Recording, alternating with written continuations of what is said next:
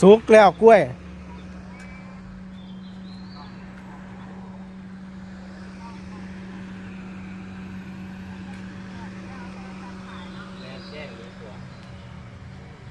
วันนี้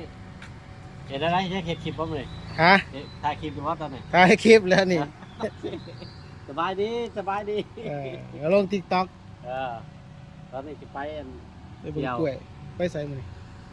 วัดพระท่าย อ๋อสิไปวัดหรือสิไปศาล วัดพระท่ายน้ำผู้หญิงก่อนเขาจะไปสักการะบูชายังบุ อ๋อ